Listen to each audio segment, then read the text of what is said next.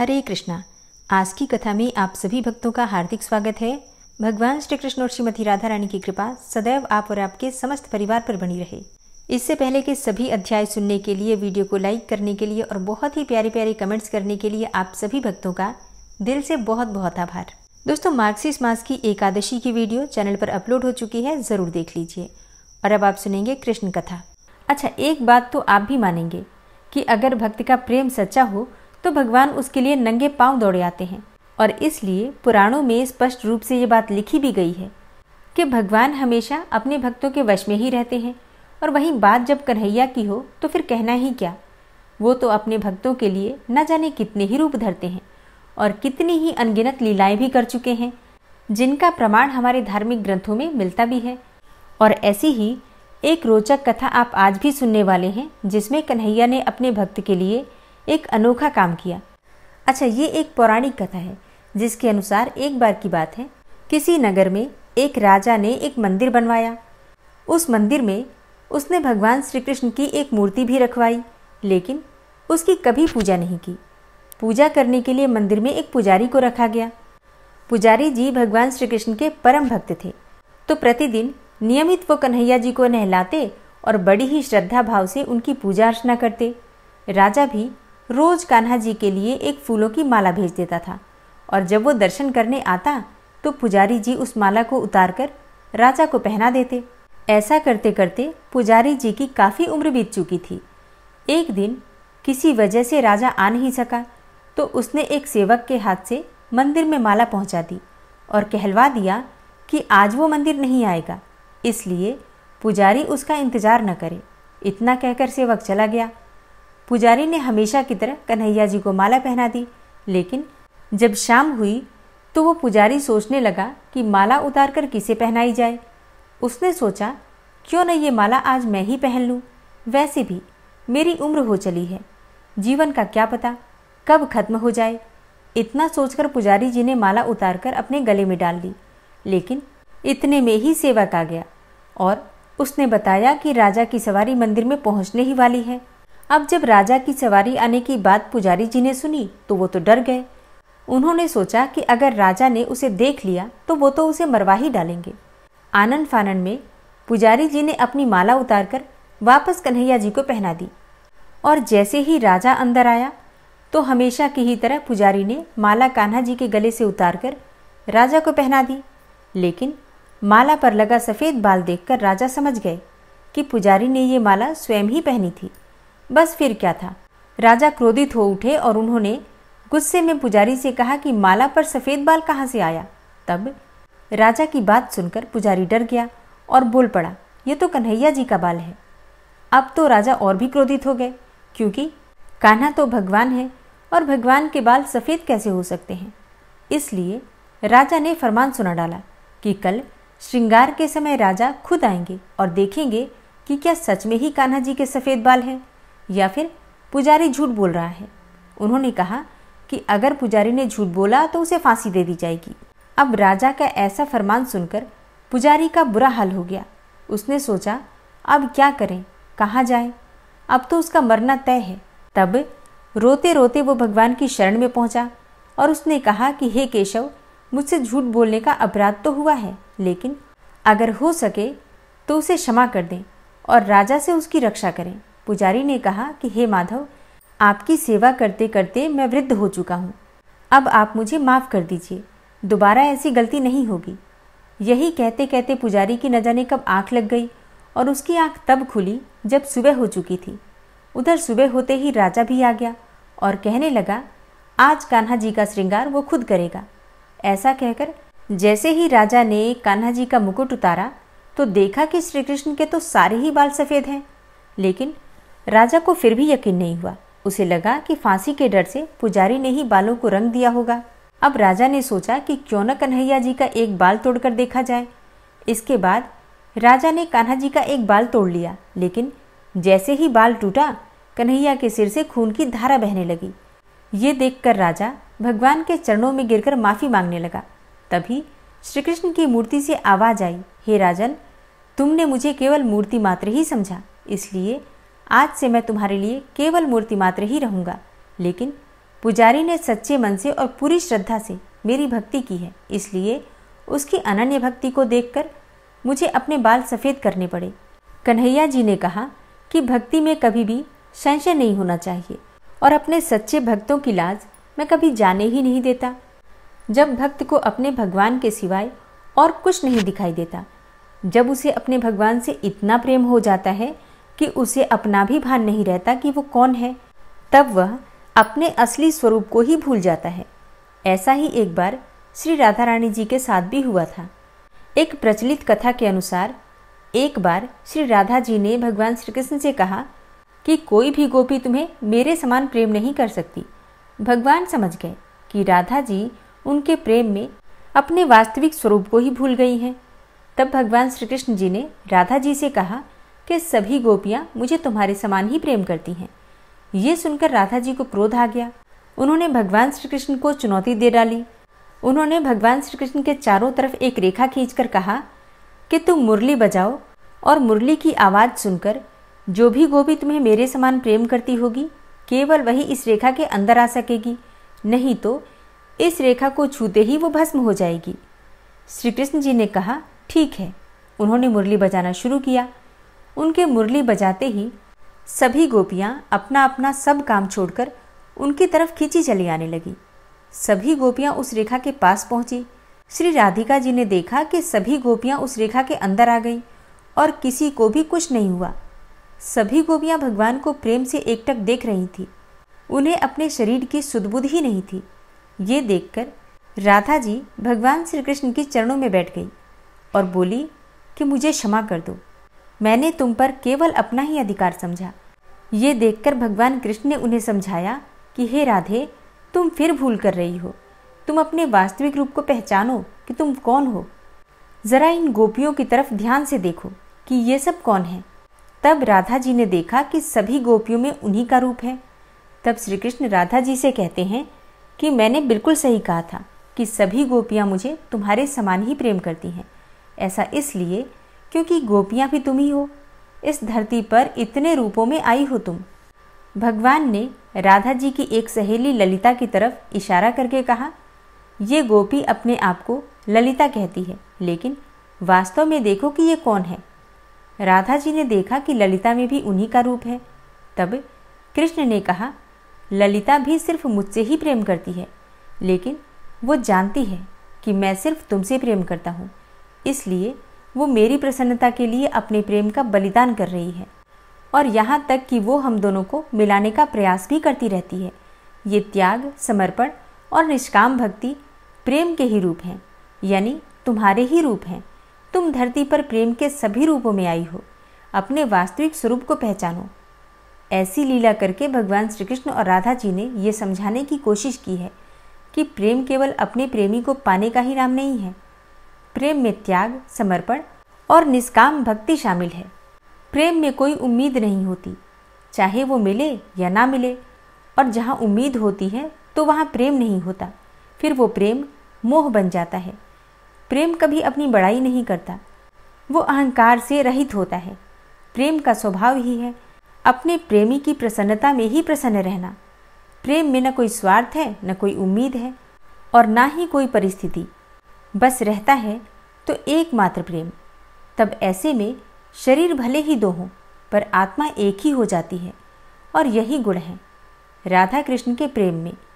राधा कृष्ण को समझ पाना अत्यंत कठिन है। राधा जी एक रूप में भगवान के हृदय स्वामिनी बनकर उन्हीं के साथ रहती हैं, तो दूसरे ही रूप में अपने प्रेम का बलिदान भी कर रही हैं। श्री राधा जी के हृदय में केवल भगवान कृष्ण का ही वास है।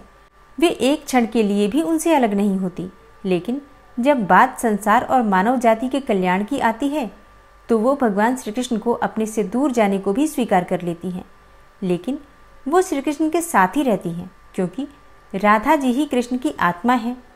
जब उद्धव जी को अपनी भक्ति का अहंकार हुआ तो भगवान श्री कृष्ण ने उनका अहंकार दूर करने के लिए उन्हें गोपियों और राधा जी के पास ही भेजा।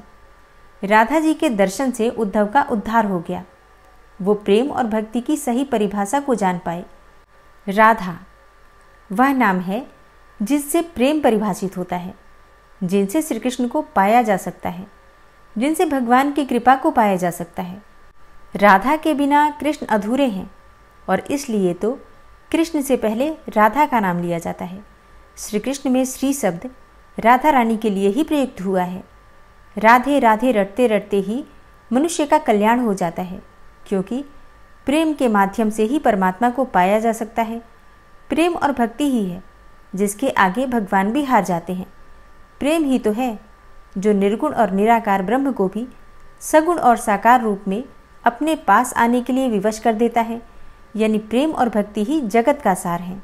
तो प्रेम से बोलिए ब्रज की अधिष्ठात्री देवी श्री राधिका रानी की जय। श्री राधा कृपा कटाक्ष स्तोत्र। मुनीन्द्र वृंद वंदिते त्रिलोक शोक हारिणी प्रसन्न वक्त्र पंकजे निकुंज भूविलासिनी व्रजेन्द्र भानुनंदिनी व्रजेन्द्र सूनु संगते कदा करिष्यसि मां कृपा कटाक्ष भाजनम्। अशोक वृक्ष वल्लरी वितान मंडपस्थिते प्रवाल बाल पल्लव प्रभारुणांध्रि कोमले वराभय स्फुरत्करे प्रभूत संपदालये कदा करिष्यसि मां कृपा कटाक्ष भाजनम्। अनंगरंग मंगलं प्रसंग भंगुरं भ्रुवां सविभ्रमं ससंभ्रमं दृगंत बाणपातनय निरन्तरं वशीकृत प्रतीत नन्दनन्दने कदा करिष्यसि मां कृपा कटाक्ष भाजनम्। तडित्सुवर्ण चंपक प्रदीप्त गौर विग्रहे मुख प्रभा परास्त कोटि शारदेन्दु मंडले विचित्र चित्र संचर चकोर शावलोचने कदा करिष्यसि मां कृपा कटाक्ष भाजनम्। मदोन्मदादि यौवने प्रमोदमान मंडिते प्रियानुराग रंजिते कला विलास पंडिते अनन्य धन्य कुंज राज्य काम केलि कोविदे कदा करिष्यसि मां कृपा कटाक्ष भाजनम्। अशेष हाव भाव धीर हीर हार भूषिते प्रभूत शात कुंभ कुंभ कुंभि कुंभ सुस्तनि प्रशस्त मंद हास्य चूर्ण पूर्ण सौख्य सागरे कदा करिष्यसि मां कृपा कटाक्ष भाजनम्। मृणाल वाल वल्लरी तरंग रंग दौर्लते लताग्रलास्य लोल नील लोचनावलोकने ललल्लुलन्मिलन् मनोज्ञ मुग्ध मोहिनाश्रिते कदा करिष्यसि मां कृपा कटाक्ष भाजनम्। सुवर्ण मल्लिकांचित त्रिरेख कंबुकंठगे त्रिसूत्र मंगली गुण त्रिरत्न दीप्ति दीधिते सलोल नील कुंतल प्रसून गुच्छ गुंफिते कदा करिष्यसि मां कृपा कटाक्ष भाजनम्। नितंब बिंब लंबमान पुष्प मेखला गुणे प्रशस्त रत्न किंकिणी कलाप मध्य मंजुले करींद्र शुंड दंडिकावरोह शोभ गोरुके कदा करिष्यसि मां कृपा कटाक्ष भाजनम्। अनेक मंत्रनाद मंजुनूपुरारवस्खलत् समाज राजहंस वंश निक्वडाति गौरवे विलोल हेम वल्लरी विडम्बि चारु चंक्रमे कदा करिष्यसि मां कृपा कटाक्ष भाजनम्। अनंत कोटि विष्णुलोक नम्र पद्मजार्चिते हिमाद्रिजा पुलोमजा विरिंचिजा वरप्रदे अपार सिद्धि रिद्धि दिग्ध सत्पदांगुली नखे कदा करिष्यसि मां कृपा कटाक्ष भाजनम्।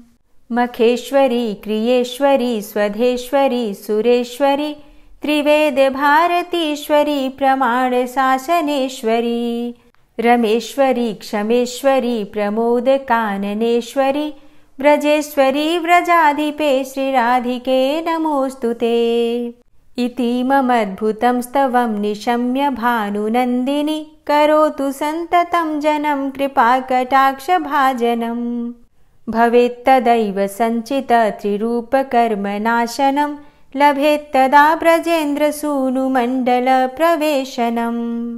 जय जय श्री राधे, जय जय श्री राधे। गजेंद्र मोक्ष पाठ।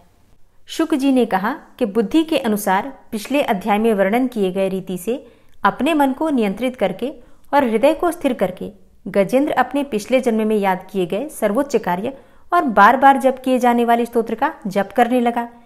गजेंद्र ने मन ही मन श्रीहरि को ध्यान करते हुए कहा कि जिनके प्रवेश करने से शरीर और मस्तिष्क चेतन की तरह व्यवहार करने लगते हैं, ओम द्वारा लक्षित और पूरे शरीर में प्रकृति और पुरुष के रूप में प्रवेश करने वाले उस सर्वशक्तिमान देवता का मैं मन ही मन स्मरण करता हूँ, जिनके सहारे ये पूरा संसार टिका हुआ है और जिनसे ये सारा संसार अवतरित हुआ है, जिन्होंने प्रकृति की रचना की है और जो खुद उसके रूप में ही प्रकट है, लेकिन उसके बावजूद भी वो इस पूरी दुनिया में सर्वोपरि और श्रेष्ठ हैं। ऐसे अपने आप और बिना किसी कारण के भगवान की मैं शरण में जाता हूँ। अपने संकल्प शक्ति के बल पर अपने ही स्वरूप में रचित और सृष्टि काल में प्रकट एवं प्रलय में अप्रकट रहने वाले इस शास्त्र प्रसिद्धि प्राप्त कार्य कारण रूपी संसार को जो बिना कुंठित दृष्टि के साक्ष्य रूप में देखते रहने पर भी लिप्त नहीं होते, चक्षु आदि प्रकाशकों के परम प्रकाशक प्रभु आप मेरी रक्षा करें। बीतते गए समय के साथ तीनों लोकों और ब्रह्मादि लोकपालों के पंचभूत में प्रवेश कर जाने पर और पंचभूतों से लेकर महत्वपूर्ण सभी कारणों के उनकी परम करुणा स्वरूप प्रकृति में मग्न हो जाने पर उस समय दुर्गेर और घोर अंधकार रूपेण प्रकृति ही बच रही थी। उस अंधकार से परे अपने परम धाम में जो सर्वव्यापी भगवान सभी दिशाओं में प्रकाशित होते रहते हैं, वो भगवान मेरी रक्षा करें। विभिन्न नाट्य रूपों में अभिनय करने वाले और उस अभिनेता के वास्तविक स्वरूप को जिस प्रकार से साधारण लोग भी नहीं जान पाते, उसी तरह से सत्व प्रधान देवता और महर्षि भी जिनके स्वरूप को नहीं जान पाते, ऐसे में कोई साधारण प्राणी उनका वर्णन कैसे कर सकता है। ऐसे दुर्गम चरित्र वाले भगवान मेरी रक्षा करें। अनेकों शक्ति से मुक्त, सभी प्राणियों को आत्मबुद्धि प्रदान करने वाले, सबके बिना कारण हित और अतिशय साधु स्वभाव ऋषि मुनिजन जिनके परम स्वरूप को देखने की इच्छा के साथ वन में रहकर अखंड ब्रह्मचर्य तमाम अलौकिक व्रतों को नियमों के अनुसार पालन करते हैं, ऐसे प्रभु ही मेरी गति है। वह जिनका हमारी तरह न तो जन्म होता है और न जिनके द्वारा अहंकार प्रेरित कर्म ही होते हैं, जिनके निर्गुण स्वरूप का न तो कोई नाम है और न रूप ही है, फिर भी समय के अनुसार जगत की सृष्टि एवं प्रलय के लिए स्वेच्छा से जन्म आदि को स्वीकार करते हैं, उन अनंत शक्ति संपन्न परम ब्रह्म परमेश्वर को नमस्कार है। उन प्राकृत आकार रहित एवं अनेकों आकार वाले अद्भुत कर्मा भगवान को बारंबार नमस्कार है। स्वयं प्रकाशित सभी साक्ष्य परमेश्वर को मेरा शत शत नमन है। वैसे देव जो मन वाणी और चित्तवृत्तियों से परे हैं, उन्हें मेरा बारंबार नमस्कार है। विवेक से परिपूर्ण पुरुष के द्वारा सभी सत्व गुणों से परिपूर्ण, निवृत्ति धर्म के आचरण से मिलने योग्य और मोक्ष सुख की अनुभूति रूपी भगवान को मेरा नमस्कार है। सत्व गुण को स्वीकार करके शांत, रजोगुण को स्वीकार करके घोर एवं तमोगुण को स्वीकार करके मूढ़ से प्रतीत होने वाले भेद रहित, अतएव सदा समभाव से स्थित ज्ञानघन प्रभु को मेरा नमस्कार है। शरीर इंद्रिय आदि के समुदाय रूप संपूर्ण पिंडों के ज्ञाता, सबके स्वामी एवं साक्षी रूप प्रभु को मेरा नमस्कार है। सबके अंतर्यामी, प्रकृति के भी परम कारण किंतु स्वयं कारण रहित प्रभु को नमस्कार है। संपूर्ण इंद्रियों एवं उनके विषयों के ज्ञाता, समस्त प्रतीतियों के कारण रूप संपूर्ण जड़ प्रपंच एवं सबकी मूलभूता अविद्या के द्वारा सूचित होने वाले तथा संपूर्ण विषयों में अविद्या रूप से भासने वाले प्रभु को मेरा नमस्कार है। सबके कारण किंतु स्वयं कारण रहित तथा कारण होने पर भी परिणाम रहित होने के कारण अन्य कारणों से विलक्षण कारण आपको बारंबार नमस्कार है। संपूर्ण वेदों एवं शास्त्रों के परम तात्पर्य, मोक्ष रूप एवं श्रेष्ठ पुरुषों की परम गति भगवान को नमस्कार है। जो त्रिगुण रूप काष्ठों में छिपे हुए ज्ञान रूप अग्नि है, उक्त गुणों में हलचल होने पर जिनके मन में सृष्टि रचने की बाह्य वृत्ति जागृत हो उठती है तथा आत्मतत्व की भावना के द्वारा विधि निषेध रूप शास्त्र से ऊपर उठे हुए ज्ञानी महात्माओं में जो स्वयं प्रकाशित हो रहे हैं, उन प्रभु को मैं नमस्कार करता हूँ। मुझ जैसे शरणागत पशु तुल्य अर्थात अविद्याग्रस्त जीवों की अविद्या रूप फांसी को सदा के लिए पूर्ण रूप से काट देने वाले अत्यधिक दयालु एवं दया करने में भी कभी आलस्य न करने वाले नित्य मुक्त प्रभु को नमस्कार है। अपने अंश से संपूर्ण जीवों के मन में अंतर्यामी रूप से प्रकट होने वाले सर्वनियंता अनंत परमात्मा आपको नमस्कार है। शरीर, पुत्र, मित्र, घर, संपत्ति एवं कुटुंबियों में आसक्त लोगों के द्वारा कठिनता से प्राप्त होने वाले तथा मुक्त पुरुषों के द्वारा अपने हृदय में निरंतर चिंतित ज्ञान स्वरूप सर्वसमर्थ भगवान को नमस्कार है। जिन्हें धर्म, अभिलाषित भोग, धन तथा मोक्ष की कामना से भजने वाले लोग अपनी मनचाही गति पा लेते हैं, अपितु जो उन्हें अन्य प्रकार के अयाचित भोग एवं अविनाशी पार्षद शरीर भी देते हैं, वे अतिशय दयालु प्रभु मुझे इस विपत्ति से सदा के लिए उबार लें। जिनके अनन्य भक्त जो वस्तुतः एकमात्र उन भगवान के ही शरण हैं, धर्म, अर्थ आदि किसी भी पदार्थ को नहीं चाहते, अपितु उन्हीं के परम मंगलमय एवं अत्यंत विलक्षण चरित्रों का गान करते हुए आनंद के समुद्र में गोते लगाते रहते हैं, उन अविनाशी, सर्वव्यापक, सर्वश्रेष्ठ ब्रह्मादि के भी नियामक, अभक्तों के लिए प्रकट होने पर भी भक्ति योग द्वारा प्राप्त करने योग्य, अत्यंत निकट होने पर भी माया के आवरण के कारण अत्यंत दूर प्रतीत होने वाले, इंद्रियों के द्वारा अगम्य तथा अत्यंत दुर्विज्ञेय, अंतरहित किंतु सबके आदि कारण एवं सब ओर से परिपूर्ण उन भगवान की मैं स्तुति करता हूँ। ब्रह्मा आदि समस्त देवता, चारों वेद तथा संपूर्ण चराचर जीव नाम और आवृत्ति भेद से जिनके अत्यंत क्षुद्र अंश के द्वारा रचे गए हैं, जिस प्रकार प्रज्वलित अग्नि से लपटे तथा सूर्य से किरणें बार बार निकलती हैं और पुनः अपने कारण में ही लीन हो जाती हैं, उसी प्रकार बुद्धि, मन, इंद्रिय और नाना योनियों के शरीर, यह गुणमय प्रपंच जिन स्वयं प्रकाश परमात्मा से प्रकट होता है और पुनः उन्हीं में लीन हो जाता है, वे भगवान न तो देवता हैं और न असुर, न मनुष्य हैं न तिर्यक अर्थात मनुष्य से नीची, पशु, पक्षी आदि किसी भी योनि के प्राणी हैं, न वे स्त्री हैं और न पुरुष हैं और न ही नपुंसक हैं, न वे ऐसे कोई जीव हैं जिनका इन तीनों ही श्रेणियों में समावेश हो सके, न वे गुण हैं, न कर्म है, न कार्य है और न तो कारण ही है। सबका निषेध हो जाने पर जो कुछ बच रहता है वही उनका स्वरूप है और वे ही सब कुछ हैं। ऐसे भगवान मेरे उद्धार के लिए आविर्भूत हों। मैं इस ग्राह के चंगुल से छूटकर जीवित नहीं रहना चाहता, क्योंकि भीतर और बाहर सब ओर से अज्ञान से ढके हुए इस हाथी के शरीर से मुझे क्या लेना है। मैं तो आत्मा के प्रकाश को ढक देने वाले उस अज्ञान की निवृत्ति चाहता हूँ, जिसका कालक्रम से अपने आप नाश नहीं होता, अपितु भगवान की दया से अथवा ज्ञान के उदय से ही होता है। इस प्रकार मोक्ष का अभिलाषी मैं विश्व के रचयिता, स्वयं विश्व के रूप में प्रकट तथा विश्व से सर्वथा परे, विश्व को खिलौना बनाकर खेलने वाले, विश्व में आत्मरूप से व्याप्त, अजन्मा, सर्वव्यापक एवं प्राप्य वस्तुओं में सर्वश्रेष्ठ भी भगवान को केवल प्रणाम ही करता हूँ, उनकी शरण में हूँ।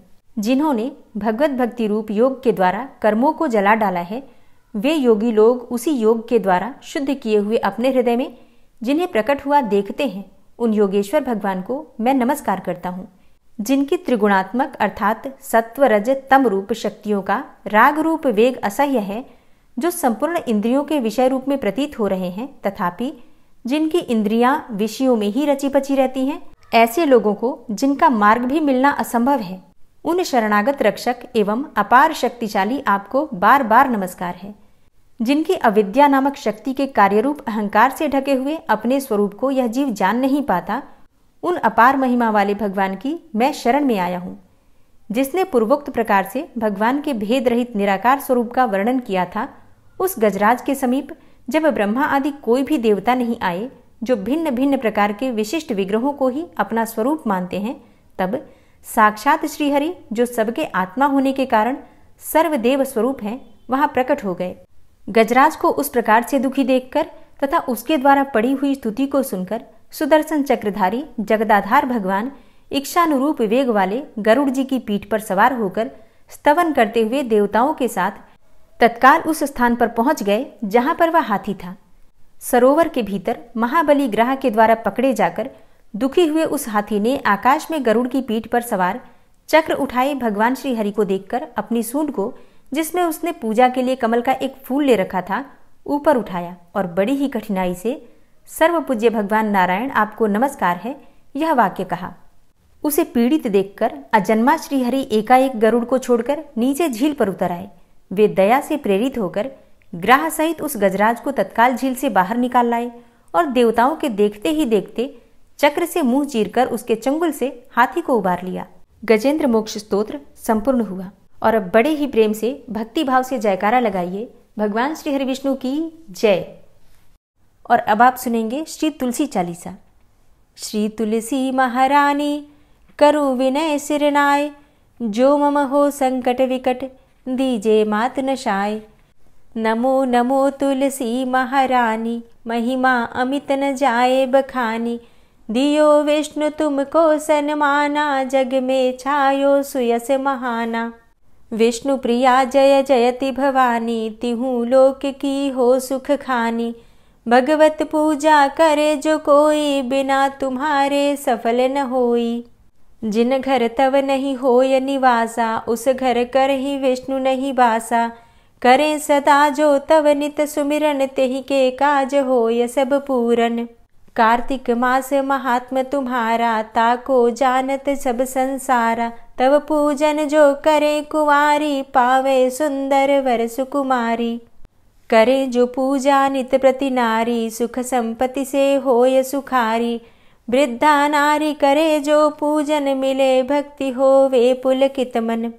श्रद्धा से पूजे जो कोई, भवनिधि से तर जावे सोई। कथा भागवत यज्ञ करावे, तुम बिन नहीं सफलता पावे।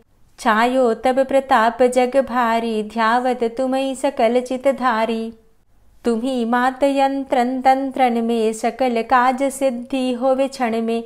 औषधि रूप आप हो माता, सब जग में तव यश विख्याता। देव ऋषि मुनि और तपधारी, करत सदा तव जय जयकारी। वेद पुराणन तव यश गाया, महिमा अगम पार नहीं पाया। नमो नमो जय जय सुख कारणि, नमो नमो जय दुख निवारणी। नमो नमो सुख संपत्ति देनी, नमो नमो अघ काटन चेनी। नमो नमो भक्तन दुख हरणी, नमो नमो दुष्टन मद छेनी। नमो नमो भव पार उतारणी, नमो नमो परलोक सुधारणी। नमो नमो निज भक्त उबारणी, नमो नमो जन काज सवारणी। नमो नमो जय कुमति नशावनी, नमो नमो सब सुख उपजावनी। जयति जयति जय तुलसी माई, ध्याऊं तुमको शीश नवाई। निज जन जानी मोहि अपनाओ, बिगड़े कारज आप बनाओ। करूं विनय मैं मात तुम्हारी, पूर्ण आशा करहु हमारी। शरण चरण कर जोरी मनाऊं, निश दिन तेरे ही गुण गाऊं। करहु मात अब मोह पर दाया, निर्मल होए सकल मम काया। मांगू मातु यही बर दीजे, सकल मनोरथ पूर्ण कीजे। जानू नहीं कछु नेम आचारा, क्षमहु मातु अपराध हमारा। 12 मास करे जो पूजा, तासम जग में और नहीं दूजा। प्रथम ही गंगा जल मंगवावे, फिर सुंदर स्नान करावे। चंदन अक्षत पुष्प चढ़ावे, धूप दीप नैवेद्य लगावे। करें आचमन गंगा जल से, ध्यान करे हृदय निर्मल से। पाठ करे फिर चालीसा की, स्तुति करे मात तुलसा की। यह विधि पूजा करे हमेशा, ताके तन नहीं रहे कलेशा। करे मास कार्तिक का साधन, सोवे नित पवित्र हुई जाहि। है यह कथा महासुखदाई, पढ़े सुने सो भव तर जाई। यह श्री तुलसी चालीसा, पाठ करे जो कोय। गोविंद सो फल पावही, जो मन इच्छा होय। तुलसी चालीसा संपूर्ण। और अब आप सुनेंगे तुलसी महारानी की आरती। तुलसी महारानी नमो नमो, हरि की पटरानी नमो नमो। तुलसी महारानी नमो नमो, हरि की पटरानी नमो नमो। धन्य तुलसी पूर्ण तप कीनो, धन्य तुलसी पूर्ण तप कीनो। शालिग्राम की बनी पटरानी नमो नमो। तुलसी महारानी नमो नमो, हरि की पटरानी नमो नमो। जाके पत्र मंजरी कोमल, जाके पत्र मंजरी कोमल। श्रीपति कमल चरण लपटानी नमो नमो, हरि की पटरानी नमो नमो, तुलसी महारानी नमो नमो। धूप दीप नैवेद्य आरती, धूप दीप नैवेद्य आरती, पुष्पन की वर्षा बरसानी नमो नमो, हरि की पटरानी नमो नमो, तुलसा महारानी नमो नमो। 56 भोग 36 व्यंजन, 56 भोग 36 व्यंजन, बिन तुलसा हरि एक न मानी नमो नमो, तुलसी महारानी नमो नमो, हरि की पटरानी नमो नमो। सभी सखी मैया तेरो यश गावे, सभी सखी मैया तेरो यश गावे, भक्ति दान दीजे महारानी नमो नमो, तुलसा महारानी नमो नमो, हरि की पटरानी नमो नमो। नमो नमो तुलसा महारानी, नमो नमो तुलसी महारानी, तुलसी महारानी नमो नमो, हरि की पटरानी नमो नमो, तुलसी महारानी नमो नमो, हरि की पटरानी नमो नमो। प्रेम से बोलिए तुलसी मैया की जय। तो दोस्तों, उम्मीद करती हूँ आज की वीडियो आपको ज़रूर पसंद आई होगी। अगर वीडियो पसंद आई हो तो वीडियो को लाइक ज़रूर कीजिए, अगर संभव हो तो वीडियो को शेयर भी कीजिए। और चैनल पर पहली बार आए हैं, अगर अभी तक आपने चैनल को सब्सक्राइब नहीं किया है तो आज की वीडियो अगर आपको अच्छी लगे तो चैनल को सब्सक्राइब करके बेल आइकन को ज़रूर प्रेस कर लीजिए। इससे ये होगा कि इस चैनल पर जो भी नई वीडियो अपलोड होंगी उनकी नोटिफिकेशन आपको सही समय पर प्राप्त होगी। मिलती हूँ मैं आपसे अगली वीडियो में, तब तक के लिए जय श्री राधे।